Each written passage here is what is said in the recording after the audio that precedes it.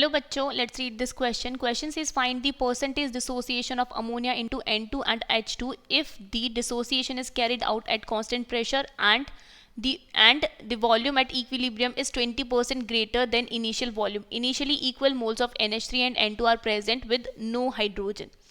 तो हमें यहाँ पे अपना की कॉन्सेप्ट लिखना है.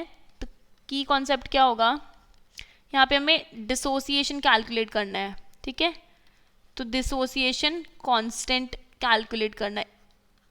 ठीक है, तो यहाँ पर हमारी जो रिएक्शन है, रिएक्शन क्या होगी, N2 की रिएक्शन. जब यहाँ पे हमें अमोनिया का डिसोसिएशन कैलकुलेट करना है, तो अमोनिया डिसोसिएट कैसे होगा, NH3 dissociates into N2 plus H2. अब हम इस इक्वेशन को बैलेंस कर सकते हैं. 2 ammonia will dissociates into N2 plus 3H2. यहाँ पे क्वेश्चन में दिए हुए हैं इनिशियल मोल.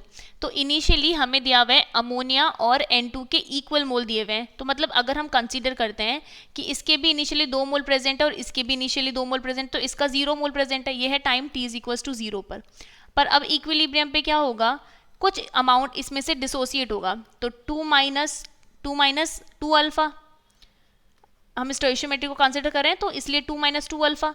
तो यहाँ पर ये अल्फा अमाउंट इंक्रीज हो जाएगा और यहाँ पर 3 अल्फा का फॉर्मेशन होएगा. अब हम यहाँ से टोटल मोल्स कैलकुलेट करेंगे, तो टोटल मोल्स कितने हो जाएंगे, total moles is equal to 2 - 2 alpha plus 2 plus alpha plus 3 alpha. अब इसमें से कैलकुलेट करेंगे, so 2 + 2 is equal to 4, 4 minus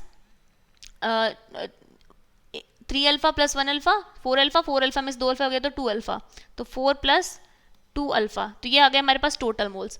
अब आगे क्वेश्चन क्या बोल रहा है कि volume at equilibrium 20% greater than initial volume.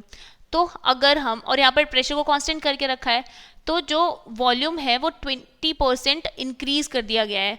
तो इनिशियली अगर हम वॉल्यूम को कंसिडर करें 2 + 2 4, मतलब 4 कंसिडर करेंगे, तो कितना इंक्रीमेंट आएगा हमारे पास, 20% इंक्रीज करेंगे 4 पे, तो 4 का 20%, 4 × 20 डिवाइडेड बाय 100.